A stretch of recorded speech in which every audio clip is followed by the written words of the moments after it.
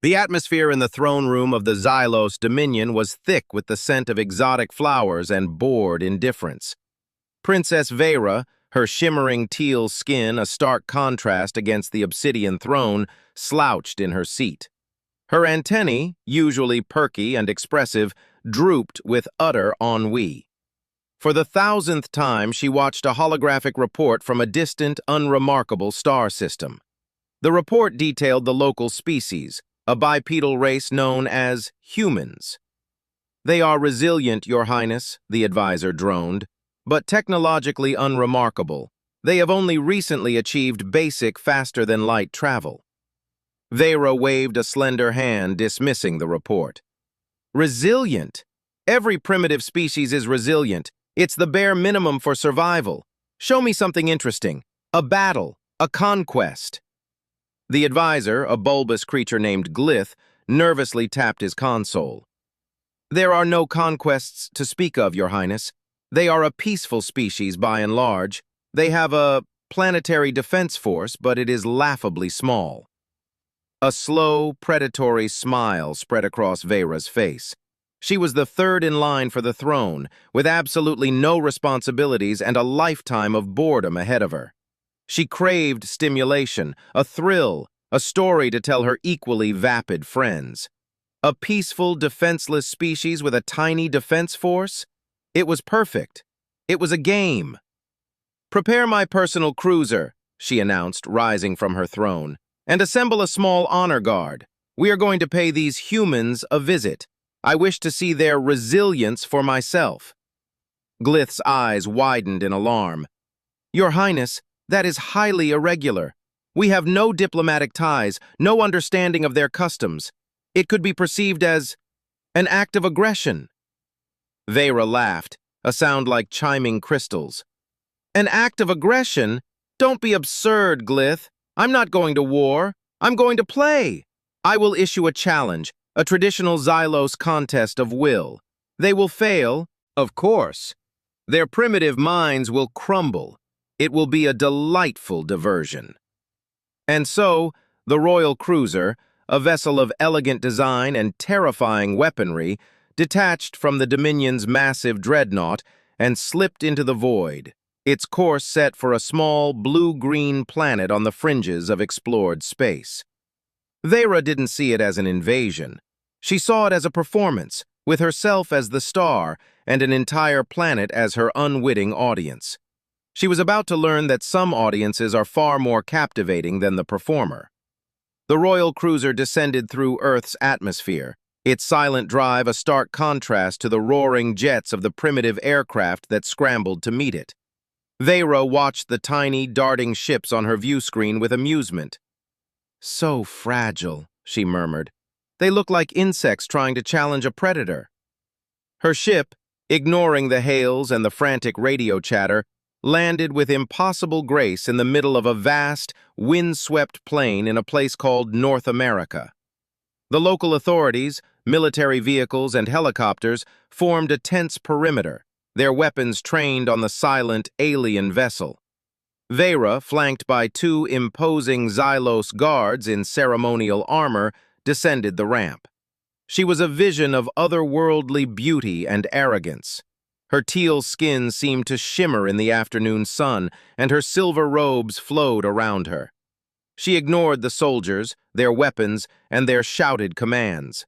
Her translator device, a small earpiece, parsed their language instantly. She heard the fear, the confusion, the calls for backup. It was exactly as she'd hoped. Finally, a man stepped forward from the military cordon. He was older than the others, his face a roadmap of deep lines, his hair a shock of white. He wore a simple uniform with no flashy medals, and he moved with a calm, unhurried gait that was utterly at odds with the tension thrumming in the air. He stopped a few meters from Vera and simply looked at her. His eyes, a pale, piercing blue, held no fear, only a deep, profound curiosity. "I am General Marcus Thorne," he said, his voice a low rumble that the translator rendered perfectly. "Welcome to Earth. To what do we owe this unannounced visit?" Vera's amusement flickered. She was used to awe, to trembling. This man simply looked tired.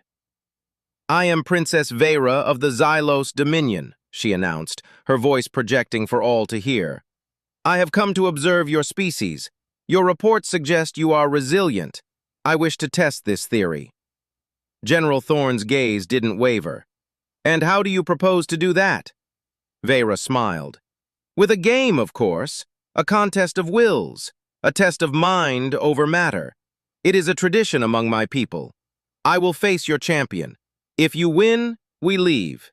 If you lose," she paused for dramatic effect, "we will consider this world a protectorate of the Dominion, to be studied." A ripple of anger and fear went through the human soldiers, but General Thorne held up a hand, silencing them instantly. He studied the princess for a long, uncomfortable moment. Then, a faint, almost imperceptible smile touched his lips. "A contest of wills, you say? Mind over matter. Very well, princess. We accept your challenge." He turned and walked back towards the military vehicles, leaving a stunned Princess Vera standing on the grassy plain. He hadn't asked for time to prepare, hadn't consulted with anyone. He had simply accepted. The game was on, but for the first time, Vera felt a tiny, unfamiliar prickle of unease. The arena was a hastily cleared hangar at a nearby airbase. Bright lights illuminated a stark, empty space in the center. On one side stood Princess Vera, her two guards, and a portable Xylos console that hummed with latent energy. On the other side stood General Thorne, alone. He had refused any assistance, any second. Vera activated the console and a shimmering holographic display materialized in the air between them. It was a complex, multi-layered labyrinth of interlocking geometric shapes, each one pulsing with a different color. "This is the labyrinth of the mind," she explained, her confidence returning. "It is a test of cognitive endurance and spatial reasoning. You must navigate your consciousness from the center to the exit. The labyrinth shifts and changes. It reacts to your thoughts, your fears, your doubts. One moment of weakness, and you will be lost, your mind trapped in an endless loop of its own creation. My people spend years training for this." General Thorne looked at the swirling, chaotic mass of light and color. It was beautiful and deeply disturbing, a representation of a mind under siege. He didn't look at it for long. Instead, he looked at Vera. "And you just sit there?" "I project my consciousness into the labyrinth," she said, tapping a delicate silver circlet on her brow. "The interface allows it. Do you have such technology?" "No," Thorne said simply. He took a slow step closer to the hologram. "We don't need it." Before Vera could ask what he meant, Thorne closed his eyes. He didn't move. He didn't use a device. He simply stood there, his breathing slow and even. The labyrinth, as if sensing a new presence, began to pulse and writhe more violently. The colors bled into each other, forming terrifying shapes. But Thorne remained perfectly still. Vera stared, baffled. What was he doing? He wasn't even trying. Minutes passed. The labyrinth continued its chaotic dance, but Thorne was a statue of calm. Then, a single minuscule change. One of the labyrinth's outer walls, a deep, menacing purple, flickered. Just for a second. It became a paler shade. Thorne's breathing didn't change. His face remained a mask of serene focus.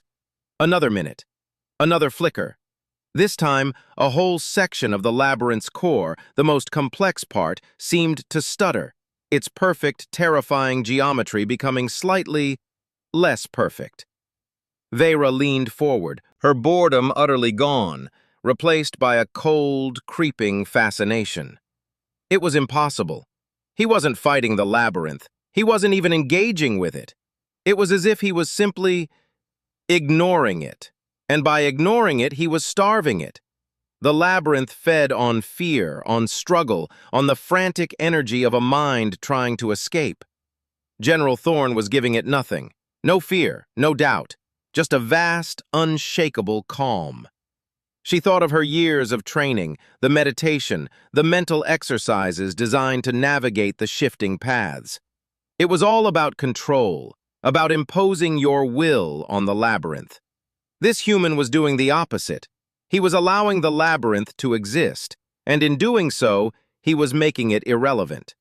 The unease she'd felt earlier solidified into a knot of cold dread in her stomach. She had challenged a human, but she had no idea what a human truly was. The hours stretched on. The sun had long since set outside the hangar. The only light came from the harsh electric beams and the still pulsing, chaotic glow of the Xylos labyrinth. Soldiers and officers had gathered in the shadows, watching in reverent silence. They didn't understand the technology, but they understood the man. They knew what he was doing. Princess Vera, however, was terrified. She had spent the last several hours trying to understand what was happening. She had run every diagnostic on her console. The labyrinth was active. It was functioning at peak capacity. But it was empty. There was no consciousness trapped within it, no mind to torment. It was just a very complex, very expensive light show. The human, this General Thorne, was simply not there. She looked at him again. He hadn't moved a muscle. He stood like an ancient oak, rooted to the spot, utterly impervious to the storm of data and psychic energy swirling just meters from his face. Then, one of the soldiers in the shadows whispered to another. The words were picked up by Vera's sensitive translator. "He's done this before," the young soldier breathed, his voice full of awe. "My grandfather told me about it. In the old wars, they'd send him behind enemy lines. They'd put him in a hole for a week with no food, no water, just a radio and a rifle. He'd just wait. He said the waiting was the easy part. He said you just think about the people you're waiting for. You think about going home." Vera heard the words, and a shard of true understanding pierced her arrogant heart. This wasn't a contest of wills. It was a test of endurance, and she was facing a man whose entire life, whose very legend, was built on a foundation of impossible endurance. He hadn't trained for this specific labyrinth, but he had trained for a lifetime of labyrinths far more brutal and real. He had navigated the labyrinth of war, of loss, of responsibility, of sending young men and women into danger and living with the consequences. This shimmering psychic puzzle was a child's toy compared to that. He wasn't blocking the labyrinth. He was simply more present in his own reality, in the memory of his men, in the quiet certainty of his duty than the labyrinth could ever hope to be. He was a fixed point in a universe of chaos, and the chaos, unable to move him, was beginning to collapse under the weight of his existence. As the first rays of dawn began to paint the sky outside the hangar, the change became undeniable. The labyrinth, once a vibrant, terrifying storm, was now a flickering, faded image. Its colors were muted, its shapes distorted and weak. It was dying. Princess Vera stared, her mind reeling. Her ultimate weapon, the pinnacle of Xylos mental technology, was being defeated not by a stronger mind, but by an absence of mind, by a void. The labyrinth, designed to feed on conflict, had found nothing to consume and was now consuming itself. Finally, after a silence that had stretched for nearly 12 hours, General Thorne opened his eyes. He blinked once, slowly, as if waking from a pleasant nap. He looked at the pathetic, flickering hologram, then at the ashen-faced princess. He didn't look triumphant. He just looked tired, the same deep, bone-weary tiredness he'd shown when he first stepped off the tarmac. He spoke, his voice soft, yet it carried to every corner of the silent hangar. "You know, Princess, when I was a young man, we had a saying. It was about a rock and a hard place. It meant being in a situation with no good options." He took a slow step towards her. Her guards flinched, but she was too stunned to move. "I've spent my whole life between those two places. You get used to the pressure. You learn that the rock and the hard place are just things. They can't hurt you unless you let them." He gestured to the dying labyrinth. This is just another pretty rock. You tried to put me between it and a hard place, but you forgot to bring the hard place." He looked past her, out of the hangar doors at the rising sun. "Now, if you'll excuse me, it's been a long night. I believe I'm overdue for my breakfast." He turned and began walking away, leaving the shattered remnants of the Xylos challenge and the utterly defeated princess in his wake. He didn't look back. The silence in the hangar was absolute. Then, a low, rumbling sound began to build. It started with the soldiers, a few of them at first, then more and more. It wasn't a cheer of victory. It was a deep, resonant hum of respect, a sound of pure, unadulterated awe for the old man who had just done the impossible by simply being himself. The sound washed over Princess Vera, a wave of human emotion she couldn't comprehend. Princess Vera stood frozen, her world shattered more effectively than any weapon could have. Her labyrinth, a masterpiece of her civilization, was nothing but inert, dark metal and dead circuits. Her grand game, her amusing diversion, was over, and she had lost. Not just lost, but been utterly, fundamentally annihilated without a single blow being struck. She had come to observe a primitive species, and she had witnessed something that defied all Xylos logic. She looked at the retreating figure of General Thorn, his broad back disappearing into the crowd of soldiers who parted for him like a sea before a ship. He hadn't defeated her with superior technology or strategic genius. He had defeated her with a quiet, unshakable strength that came from somewhere deep within his species. It was a strength born of hardship, of perseverance, of an endless capacity to endure and simply keep going. The hum of the soldiers finally subsided. An awkward silence fell. Glyth, her advisor, who had watched the entire debacle from the safety of the cruiser, timidly approached her. "Your Highness? The labyrinth." Vera didn't answer. She was staring at the spot where General Thorn had been. Her mind was a whirlwind of new, terrifying concepts. She thought of her own life, a gilded cage of comfort and boredom. She had never known a hard place. She had never been between a rock and anything. She had been polished and protected her entire existence, and in her ignorance, she had challenged a man who was forged in the very fires she had been sheltered from. General Thorn walked into a small mess hall attached to the hangar. The few officers inside, who had not been at the all-night vigil, looked up in surprise. They knew who he was, of course. Everyone knew the stories. He went to the counter, got himself a tray, and loaded it with scrambled eggs, bacon, toast, and a large mug of black coffee. He sat down at a small table by a window looking out at the airfield. The alien cruiser still sat there, a silent monument to his victory. A young lieutenant, barely out of flight school, approached him hesitantly. "Sir, General Thorn, sir. Can I ask you something?" Thorn looked up, his pale blue eyes softening slightly. "You just did, son. But go ahead." The lieutenant swallowed. "What was it like, sir? In there? Everyone's saying you just blanked it out." Thorn took a sip of his coffee, savoring the bitter taste. He looked out the window again, his gaze distant. "It was quiet, Lieutenant. Just quiet. It's the same place I go when the memories get too loud. It's the same place I went when I was a private, waiting for orders in the mud and the rain. It's just a room in my head, a quiet room." "But the princess said it attacked your mind, your fears," the lieutenant pressed. Thorn smiled, a real smile this time, crinkling the corners of his eyes. "She did, and it tried. It showed me things, faces of men I lost, mistakes I made. But you see, Lieutenant, those aren't my fears. Those are my responsibilities. They're not things I run from. They're things I carry. The labyrinth tried to use them as weapons, but it just ended up weighing itself down." He gestured with a piece of toast. "It's like a man trying to drown you by throwing water at you. If you're already wet, it doesn't matter much." The lieutenant just nodded, a profound look of understanding on his young face. He saluted, a sharp, crisp motion, and walked away. He had just learned more about leadership and humanity from a man eating breakfast than he had in 4 years of academy.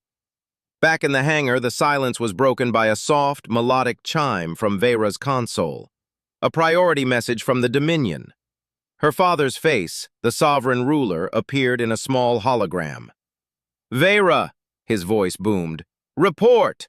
We are detecting a massive energy surge from the planet's surface. What is happening?" Vera looked at the hangar ceiling, then back at her father. There was no energy surge. It was a lie. Her father was giving her an out, a chance to claim victory, to say she had provoked a response, to save face for the Dominion. It was the logical political thing to do. She opened her mouth to agree, to take the easy path back to her boring, protected life.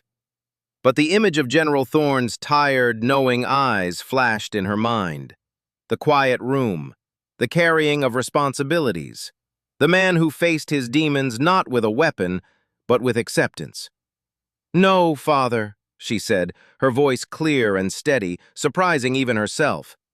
"There is no energy surge. I initiated a traditional Xylos contest of will with a representative of this species, and I lost. Completely." The sovereign's face went rigid with shock. Glyth let out a tiny squeak of terror. The soldiers nearby, who had been pretending not to listen, turned to stare. No Xylos royal had ever admitted defeat. It was unthinkable. "You... what?" her father whispered, the boom gone from his voice. "I underestimated them, father," Vera continued, the words flowing more easily now. "We all have. They are not technologically superior. They are something far more dangerous. They are mentally unbreakable. Their resilience is not a physical trait. It is a fundamental part of their psyche. They have stared into the abyss of their own history and have not blinked. We have nothing to teach them about endurance. Perhaps we have something to learn." She cut the communication, leaving her father in stunned silence. She turned to Glyth, who was trembling like a leaf. "Prepare the ship for departure," she ordered. But she didn't go to the ship. Instead, she walked out of the hangar into the morning sunlight and towards the small mess hall where she knew the general would be. She found him at the same table, finishing his coffee. He looked up as she entered, his expression unsurprised. The soldiers in the mess hall stiffened, but Thorne just gestured to the empty chair opposite him. "Coffee, princess? It's an acquired taste." Vera sat down, the silver of her robes pooling on the floor. She looked at the dark liquid in his mug. "I have much to acquire, it seems," she said, her voice soft, stripped of all its previous arrogance. He nodded slowly, understanding dawning in his ancient eyes. He didn't see a defeated enemy. He saw a young being, perhaps for the first time in her long life, beginning to learn. He signaled to the mess staff, and a moment later, a fresh mug of steaming coffee was placed in front of her. She wrapped her slender teal fingers around the warm ceramic, the sensation entirely new. She looked out the window at her own sleek, terrifying warship, then back at the simple, unadorned man sitting across from her. The most powerful being she had ever met wasn't a general with an army. He was a man with a coffee cup, a quiet room in his head, and an infinite capacity to endure. She raised the mug to her lips and took a sip. It was bitter, complex, and utterly, profoundly real. It was, she decided, the most interesting thing she had ever tasted. The game she had come to play was over, but a far more important one, the game of understanding, had just begun. And for the first time in her life, Princess Vera of the Xylos Dominion was genuinely, completely, and humbly interested in the lesson.